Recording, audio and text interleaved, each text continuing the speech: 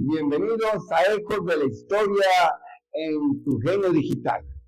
Ahora continuamos con la historia de nuestro héroe Hércules, que ya sabemos que su nombre original se remonta en la historia como Melcar, con los fenicios y con toda la zona mediterránea, y que al llegar a Grecia cobra el nombre de Alcides. Allí con ese nombre estuvo desde su niñez hasta que llegó a los 12 trabajos de Hércules, así como lo conocemos. Una vez que se verificaron estas 12 jornadas, entonces ya dejó de llamarse Alcides y se llama Heracles, cuyo significado en griego es la gloria de Hera. Y mencionamos esto porque en aquella época los nombres no existían como en este momento, que tenemos ante el registro civil, ante algún credo religioso, un nombre y después el del padre y de nuestra madre. No, en aquella época no existían los patronímicos, sino que se decía directamente de qué región era, y para especificar se decía hijo de, abuelo de, nieto de, bisnieto de, hasta donde se pudiera recordar. Aquí en México actualmente, si vamos a panteones antiguos, sobre todo a aquellos lugares en donde fueron enterrados personajes que se conservan sus tumbas en buen estado, en provincia y en algunos donde hay buen cuidado de ello, vemos que hay personas que tienen 5, 10, 15 nombres, ¿no? ¿Por qué tenían tantos nombres? Porque era la costumbre de que al llegar a este mundo se le colocaba un nombre, y después inmediatamente el de su padre. El tercer nombre era de su abuelo, y así sucesivamente. Una persona que tenía 6, 8, 10, imagínate, sabía el nombre del tatarabuelo de su tatarabuelo. Había un árbol genealógico reconocido y del cual se era consciente, porque existía la dinastía de ese árbol genealógico. Por eso hay personajes de la antigüedad que en sus biografías se va mencionando hijo de, y sucesivamente hay listas de decenas y decenas de nombres, porque se presume que se conoce precisamente el linaje ancestral del árbol genealógico. Así sabemos que Hércules fue hijo de Anfitrión y de Alcmena, ¿no? Otra costumbre. En aquella época, la realeza, ¿cómo se casaban? Que no podemos verlo con los ojos contemporáneos, que algún joven se enamora de una chica, si se gustan y deciden hacer un proyecto de vida, pues viven juntos, ¿no? Se pueden casar por lo civil o por la iglesia, o unión libre, pero ya decidieron tener un proyecto de vida en común. En aquella época había que pagar una cuota, y es común saber que en la antigüedad muchas de las historias, no solamente de Grecia, sino de muchos países, el joven tenía que librar, que defender el honor, la honra de la familia de su prometida, ¿no? Podemos ver actualmente, digamos, en nuestro país, los Estados Unidos mexicanos, la República Mexicana, en provincia, muchos jóvenes llegan a las rancherías, a los pueblos, y prestan voluntariamente, de buen modo, servicios al pueblo, a la familia, y se va conquistando la simpatía, pues, de la familia, y así es como piden la mano. En aquella época, la manera de conquistar a las mujeres era logrando privilegios para la tribu, para todo un poblado. Y así, Anfitrión fue a guerrear contra los adversarios de su futuro suegro, pero hasta que no fuera totalmente libre, ¿verdad? Entonces, lo que pasaba era que Electrión, que era el padre de Alcmena, en una manera de pagarle, de recompensarle, era pues ofreciéndole la mano de la princesa, para que de esta manera, al casarse con la princesa, inmediatamente queda como futuro rey. Entonces, podemos ver que eso es la costumbre de todos los poblados de aquella región. Y saber la historia de muchos personajes, por ejemplo, Jasón, el héroe de Jasón y los argonautas, se casa con una princesa porque va precisamente a la búsqueda del vellocino de oro. Y entonces el rey de Corinto le deja su mano a la princesa porque le dice, mira, yo ya estoy viejo, ¿no? Tú vas a ser el heredero de mi palacio y de todas mis propiedades de estas tierras. Bueno, esas eran las costumbres. Y entonces vemos que Alcides fue hijo de Anfitrión y de Alcmena. Fue nieto de Electrión. Fue bisnieto de Perseo, un héroe famoso en el mundo antiguo. Y Andrómeda, la mujer de Perseo, fue Andrómeda, que en ese momento era el héroe más grande en la historia de Persia. Estamos hablando de miles de años. Pero llega Hércules, ¿no? En ese momento Alcides, y va a través de su historia personando, cobrando fuerza y fuerza, hasta que se volvió el héroe celebérrimo, más famoso de la Grecia antigua. Y entonces ya vimos el primer trabajo que fue la victoria sobre el león de Nemea. El león de Nemea tiene una interpretación psicológica, porque el león de Nemea pues defendía el león de la selva, el rey de la selva. Y nos está diciendo entonces que Hércules, al vencer, al decapitar al león de Nemea, ¿a quién está decapitando? A su león interno que allí tiene. Un engreído, pedante, narciso, egocéntrico, soberbio, vanidoso, la lista que le quieras poner. Entonces, allí, ¿qué está pasando con Hércules? Nos está diciendo que en ti, dentro de ti, hay un Hércules. El camino del héroe que nos habla Joseph Campbell, el camino del héroe que nos habla Ken Wilber, que son, bueno, en el caso de Joseph Campbell, fue un antropólogo, y de Ken Wilber, un psicólogo. Pero desde el punto de vista humanista, los seres humanos estamos en el camino del héroe. Y cuando tomamos el sendero de Hércules, recuerdas que llegó una Y, tomó el de la izquierda y el de la derecha y no sabía cuál. Esa historia ya lo vimos, si no, recuérdalo en el anterior y anteanterior programa, en donde él decide tomar el camino en donde la doncella le dice, mira, yo no te puedo ofrecer la complacencia de tus deseos, pero aquí lo que yo te voy a garantizar, que a pesar de que tengas adversidades, contratiempos, problemas, infortunios, tú, al vencerlos, conquistarás la inmortalidad. Entonces, en ese sendero se encuentra precisamente Hércules, y al vencer al león de Nemea, está venciendo su soberbia, su engreimiento. Entonces, para alcanzar precisamente la inmortalidad, ¿no? Traducidos ahorita en nuestro lenguaje cotidiano, es la realización del ser humano. Si tú que ahorita estás contemplando este programa, tradúcelo.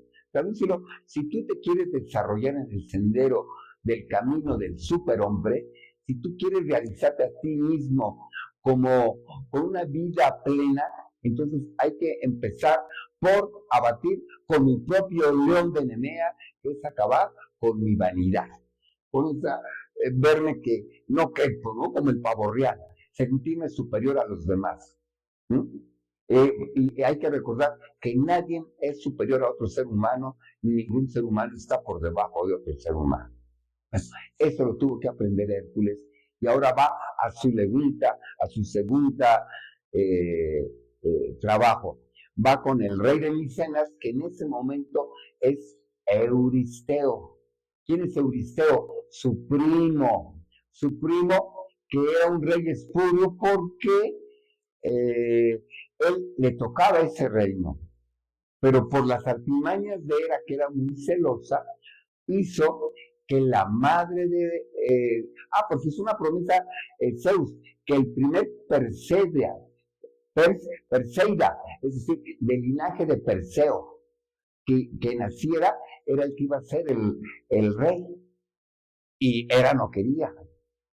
Y entonces fue con la diosa de los partos, y le dijo que acelerara cualquier otra y que retardara el Yacmena. Y así nació Euristeo. Y entonces va precisamente con alguien que es inferior a él en todos sentidos. Fíjate cómo su soberbia, su engreimiento se tiene que doblegar ante alguien que no solamente él se cree superior, sino que efectivamente era un miedoso con complejos de toda naturaleza, pero tenía que someterse a ese nivel. Y entonces Euristeo le dijo que tenía que combatir al jabalí de Erimanto. El jabalí de Erimanto que habitaba las colinas de la región de la Argólida, de la Élide, en lo que se conoce el Peloponeso. ¿No? Grecia es un triángulo, ¿verdad? Cuya punta, digamos, al verlo en el Mediterráneo, como que va hacia el sur la punta. Bueno, en esa parte sur del triángulo, ahí está el Peloponeso. Y en esas colinas, entre la Argólida y la Élide, había la región de Erimanto, por donde cruzaba el río Alfeo. Y para ubicarlas, te sugiero que busques en un atlas de la antigüedad, ¿no? Para estudiar historia, para estudiar mitologías, muchos nombres ya no existen, porque han cambiado a lo largo del tiempo. Y entonces hay que recurrir a estas zonas, y ahora tienen otro nombre, pero ahí están las regiones. Y entonces allí moraba el jabalí, que asolaba, que totalmente era una plaga, era totalmente para los pobladores, porque acababa con terrenos ese jabalí. Tenía tanta fuerza en sus colmillos que podía levantar árboles, y totalmente era una fiera que el hocico lo traía espumoso, su mirada totalmente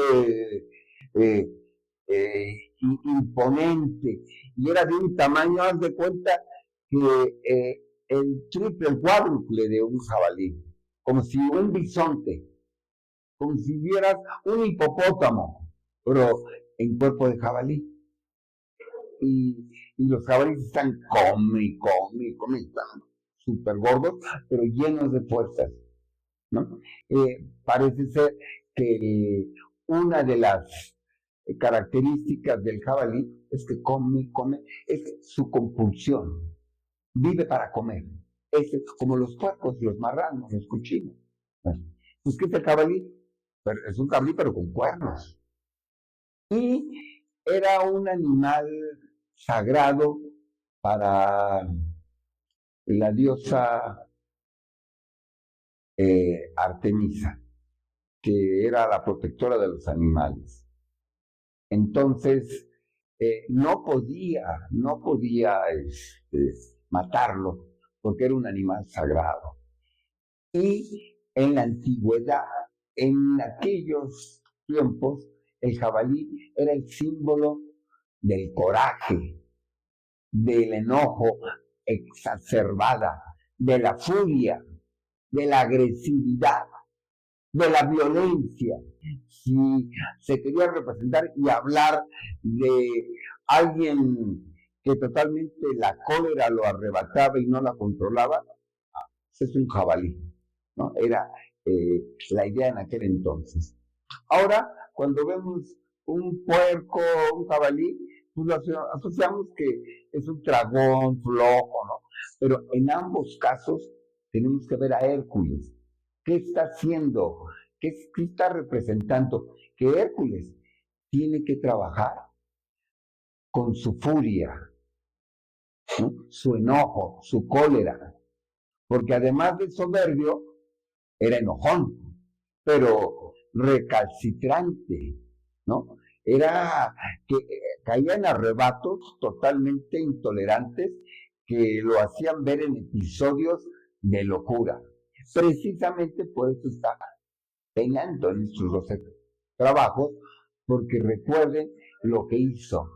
Cometió un pecadote, y precisamente la pitonisa del templo de Apolo, consagrado allá en Delfos, consagrado al dios de la medicina, tenía que purgar su culpa precisamente con cada una de esas 12 jornadas que son de carácter moral, psicológico, pero que los mitos nos los narran que tenía que durante un año capturar al jabalí y va a la búsqueda de este portentosa fiera que son unos monstruos que en la antigüedad, acuérdate cómo era la esfinge de la esfinge que donde se habla de esta obra de Sófocles de Edipo. ¿Cómo es ese personaje que está ahí que todavía vemos su estatua? ¿Cómo es? Tiene cuerpo de toro, alas de águila, pezuñas de león, rostro de mujer, ¿no? Hasta con sus mamas, sus glándulas femeninas, su cola de león. Entonces, estas fieras, ¿no? Que se llaman bestiarios. En la Edad Media le llamaban bestiarios. Bueno, este bestiario, además del león de Nemea, estaba el jabalí de Edemanto. El león de Nemea era hermano del cancerbero, era hermano era hijo de Tifón, ¿no? Hay toda una familia, así como hay toda una playa de todas camadas de héroes, también en los mitos griegos existe toda una familia de bestiarios, de monstruos. ¿Y quiénes representan estos monstruos? Los seres que moran dentro de mí. Dentro de mí están esos yoes, esos ecos que no me dejan ser.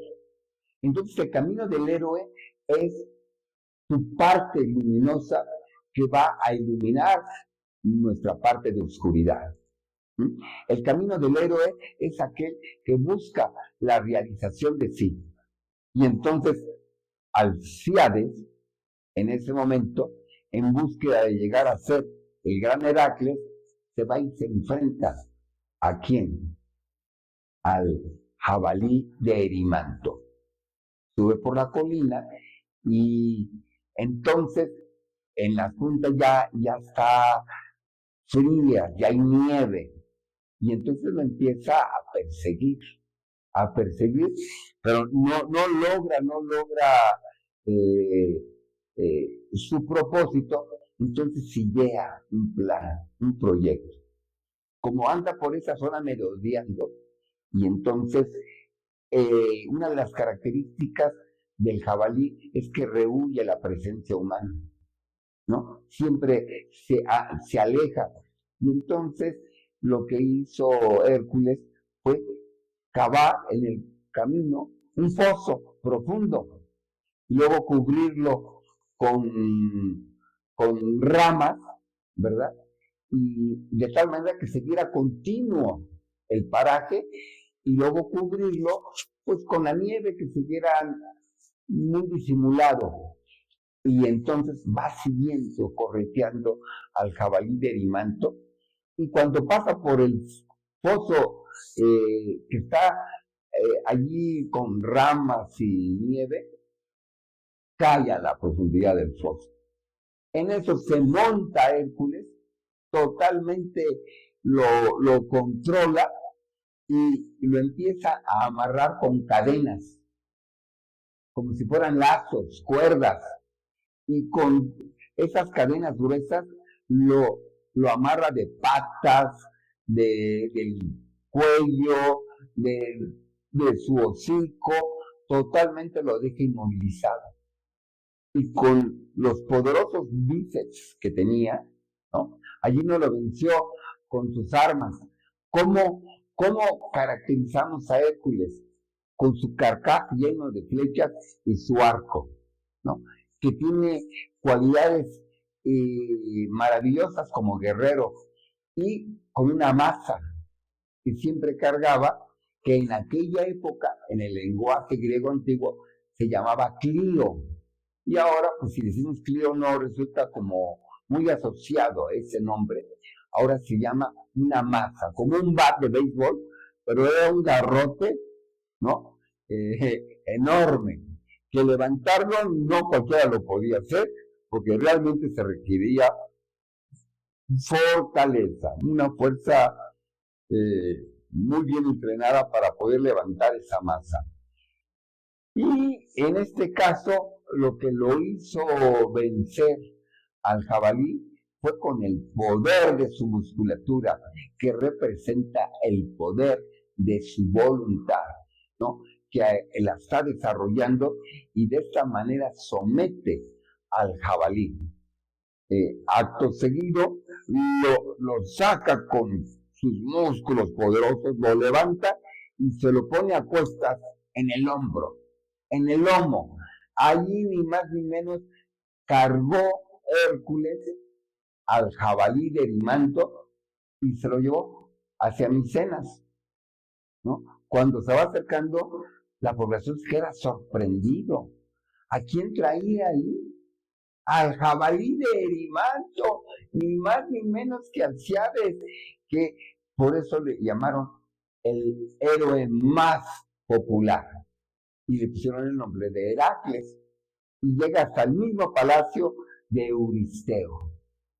Y dice, bueno, ahora devuélvelo, porque no lo podía matar, ¿no? Ya lo hemos mencionado, que era una de los animales de las cuales tenía, bueno, pues aprecio Deméter y la hermana de Apolo, que se llama Artemisa.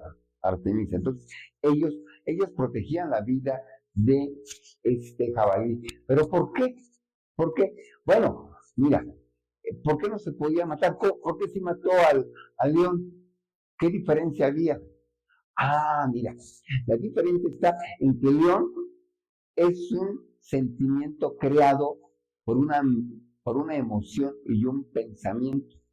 Eso sí se pueden acabar, pero el jabalí está representando el enojo, y el enojo es una emoción.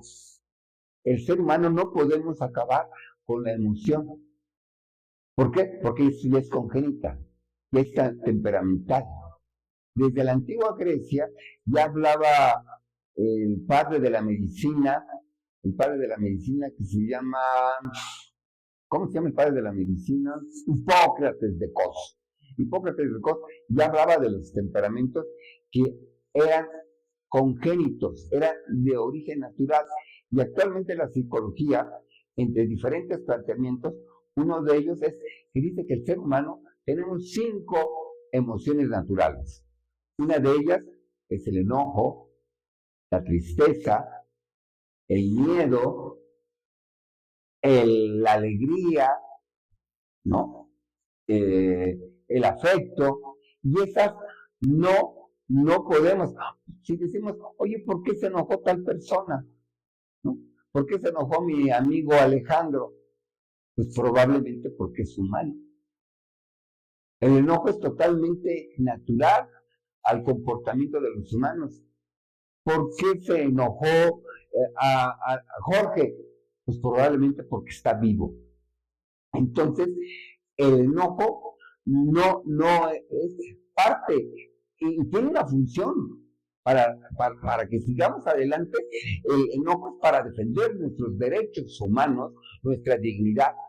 Y esas no puedes acabar. Si tú quitas con esa emoción, pues solamente pues que se muera. Pero lo que es irracional es que ese enojo se convierte en furia. Y entonces acaba en locura. ¿No? Y entonces las emociones son naturales, pero no los sentimientos. Los sentimientos son hijos de una emoción y de un pensamiento negativo. Y por el otro lado, también el jabalí representa la pereza, la flojera. Entonces, alguien puede decir, no, yo trabajo y es más, tengo 2 trabajos, o tengo hasta 3, hay personas que tienen hasta 3 trabajos, quién sabe cómo le hacen, pero son multitasks, tienen muchos. No, es que tengo muchos gastos, no me alcanza y esto. No, pero no es el trabajo productivo, no es con lo que haces dinero, no es el trabajo que te hace pagar las cuentas. El trabajo es aquel en el que te quieres convertir como ser humano, en el que vas a llegar a ser. Entonces, hay que tener un trabajo de carácter para convertirnos en aquel que llegamos a ser. Si yo no sé en qué quiero convertirme, pues mi trabajo todavía está a la espera. Tengo que decidir y tengo que preguntarme día con día, esto que estoy haciendo ahora, lo que estoy haciendo en este momento, ¿me está acercando al ser en que me quiero convertir? ¿Esto le da sentido a mi existencia? ¿Esto me está sirviendo para aquel en el que voy a convertirme? Si no, estoy perdiendo el tiempo. Y entonces muchas personas no empiezan, sigue corriendo el tiempo y todavía no han tomado una decisión. Se dice que nacemos cuando salimos del vientre de nuestra madre y nuestro segundo nacimiento es cuando sabemos para qué nacimos. Cuando ya nos queda claro para qué nacimos y nos abocamos, entonces ya le damos sentido. Y así Hércules no sabía para qué había nacido y en ese momento, al capturar el jabalí del manto, le dio sentido a su existencia. Primero, acabó con la furia. Segundo, le empezó a dar sentido a su existencia y acabó con el jabalí del manto y surgió el nuevo en el que se iba a convertir en el inmortal de los olímpicos.